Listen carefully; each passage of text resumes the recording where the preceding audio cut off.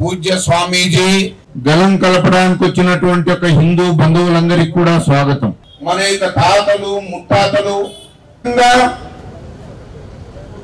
సుమారుగా 1000 సంవత్సరాలు మన యొక్క పోరాటం చేశాం. అనేక త్యాగాలను పోరాటం చేశాయి.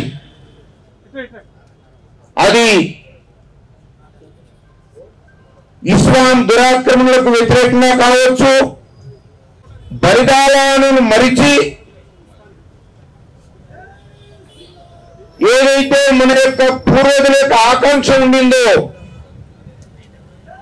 భారత మాతను విముక్తి దేశానికి నాయకులమని ప్రజలకు నాయకులమని చెప్పుకునేటటువంటి ఒక కాంగ్రెస్ నాయకులు అధికార ఉపన్యాసాల్లో యూట్యూబ్ లో చూడండి. అట్లాగే పాకిస్తాన్ కావాలనేటటువంటి ఉపన్యాసాలు ఇచ్చినటువంటి ఒక జిన్నా ఉపన్యాసాలను కూడా ఒకసారి వినండి. అతను కేవలం 5-6 నెలలు మాత్రమే బతుకుతాడు. కాబట్టి మీరు కొద్దిగా ఓపిక బట్టి ఈ పార్టీషన్ అనే దాన్ని ఎలాగైనా సరే 1 సంవత్సరం అంగీకరించొద్దండి, జిన్నా చనిపోతాడని చెప్పాడు. ఇది పార్టీషన్ రహస్యాల్లో ఉండేటటువంటి ఒక అంశం. రాజీవ్ దీక్షిత్ యొక్క ఉపన్యాసాల్లో మనకు కనిపిస్తుంది. కారణం తెలియదు. గాంధీ గారు దీన్ని ఎందుకు ఉపేక్షించారో తెలియదు. సంవత్సరం లోపల చనిపోయేటటువంటి ఒక వ్యక్తి యొక్క ఆకాంక్షను తీర్చడం జరిగింది. మౌంట్ బాటన్ 48లో ఇవ్వాలనే ప్లాన్తో వచ్చినటువంటి ఒక వ్యక్తి దేశ పరిస్థితులను అర్థం చేసుకొని ఆలస్యమైతే ఈ దేశాన్ని విభజించలేము, కాబట్టి వీలైనంత తొందరగా ఈ దేశాన్ని విభజన చేయాలి. దానికోసం ఈ బ్రిటిష్ అధికారి అటు నెహ్రూతో, కాంగ్రెస్తో కాదు, అర్థం చేసుకోవాలి, అటు నెహ్రూతో ఇటు జిన్నాతో సంప్రదింపులు జరిపాడు. నెహ్రూ నొప్పించాడు. జిన్నాకు ఎలాగూ కావాలి పార్టీషన్. ఇదే సందర్భంలో దేశానికి స్వాతంత్రం రాబోతుంది.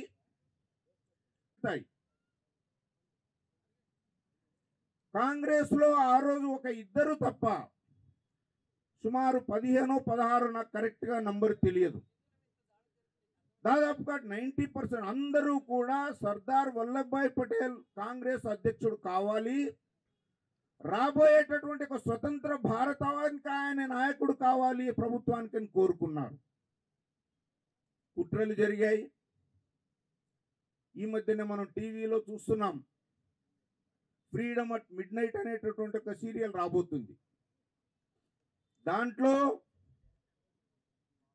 దేశమంతా కూడా యాక్సెప్ట్ చేసి ఆయన ఒక మాట చెప్తే ఆ మాట మీద నడిచేటటువంటి ఒక వ్యక్తి గాంధీ గారు, కాంగ్రెస్ కు పటేల్ యొక్క అవసరం ఉంది, దేశానికి నెహ్రూ యొక్క అవసరం ఉంది. ఈ మాటలు అన్నది ఎవరో కాదు, మహాత్మా గాంధీ.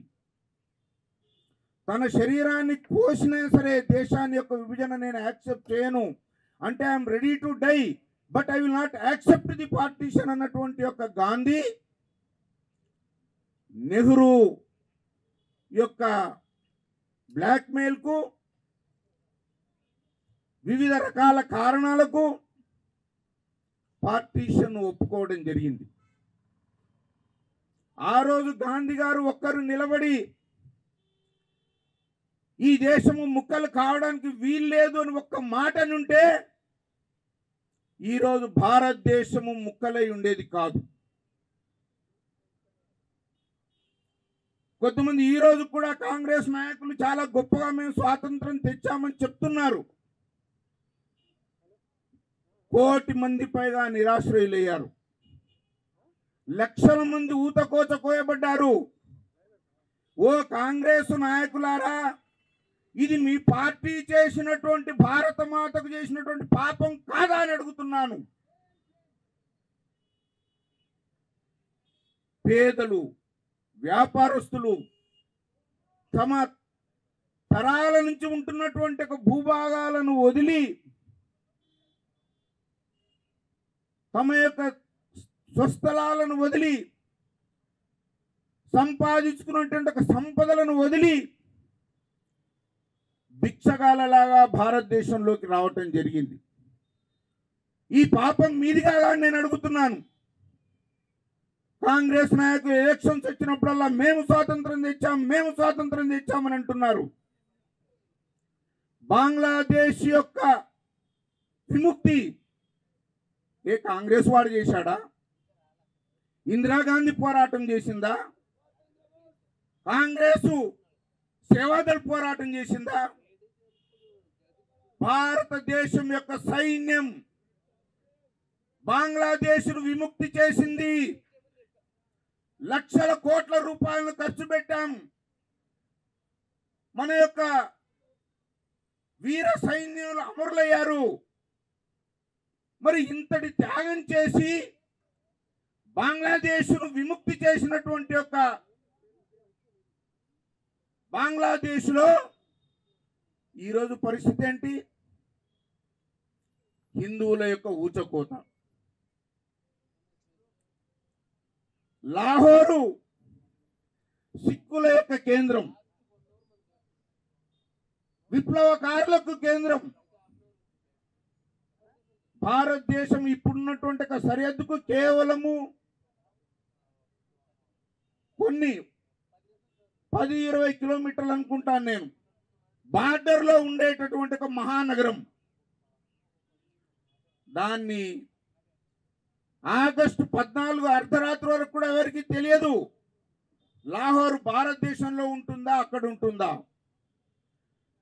అక్కడ ఉన్నటువంటి హిందువులంతా అనుకున్నారు లాహోర్ మహానగరంలో సిక్కుల యొక్క కేంద్రం అది.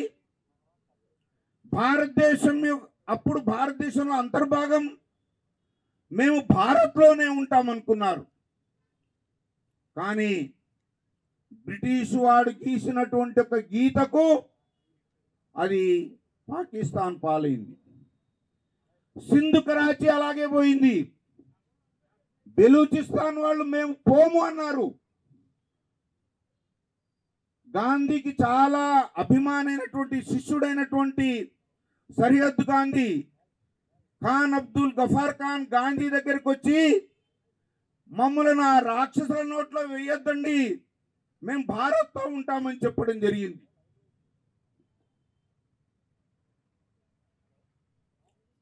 కానీ అవేవి జరగలేదు. మరి ఇన్ని అఘాయిత్యాలు, ఘోరాలు అన్ని జరిగిన తర్వాత, తల్లి భారతాన్ని ఖండించుకున్న తర్వాత, ఈరోజు మళ్ళీ అస్సాంలో భూభాగాలు మన భారతదేశంలో ఉంటాయో లేదో అనేటటువంటి ఒక ప్రశ్న.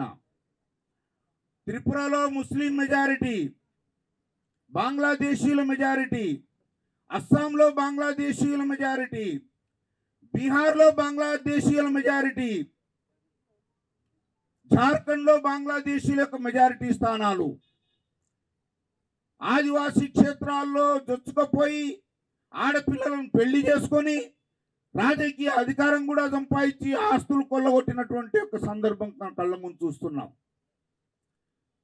We are again forwarding to another partition.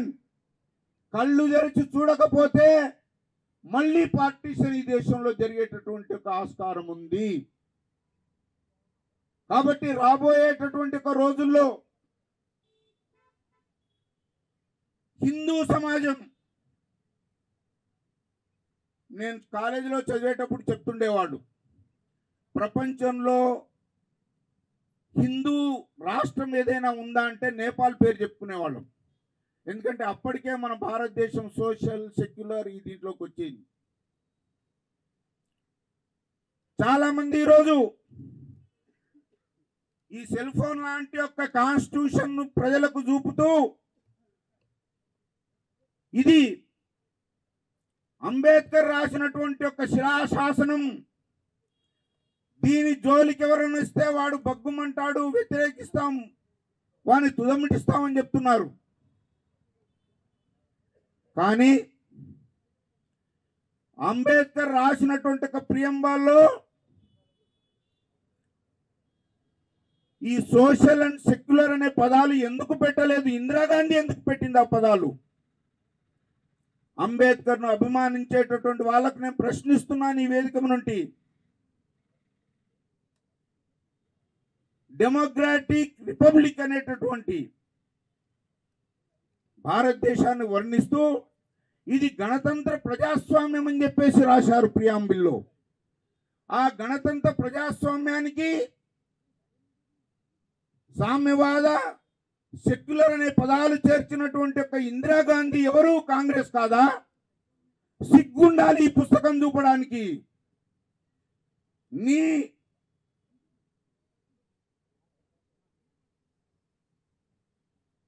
మీ కుటుంబంలో ఉన్నటువంటి మీ నాన్నమ్మ రాజ్యాంగాన్ని మార్చింది.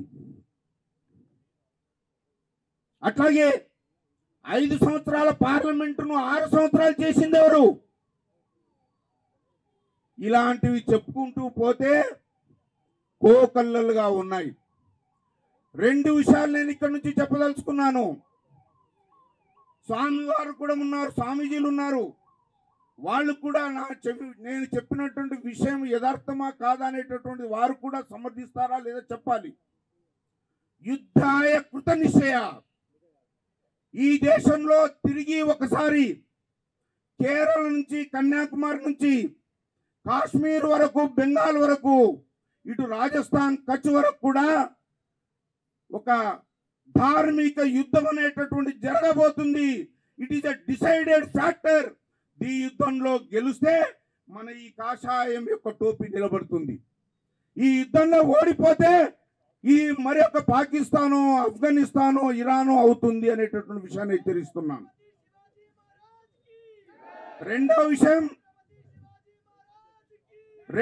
విషయం చాలా ముఖ్యమైనటువంటి విషయం. స్వాతంత్రం వచ్చిన తర్వాత హిందువులు రాజకీయమైనటువంటి ఎజెండాను మన ముందు పెట్టుకోలేదు. ఎందుకంటే రాజకీయాలకు అతీతంగా హిందూ సమాజం పనిచేస్తూ వచ్చింది. కానీ ఈరోజు ఆ పరిస్థితులు దేశంలో లేవు. హిందూ సమాజం అంతా కూడా ఒక రాజకీయ ఎజెండాను తీసుకొని ఎన్నికల్లో కూడా మనం పనిచేయవలసినటువంటి అవసరం ఉంది. చివరిగా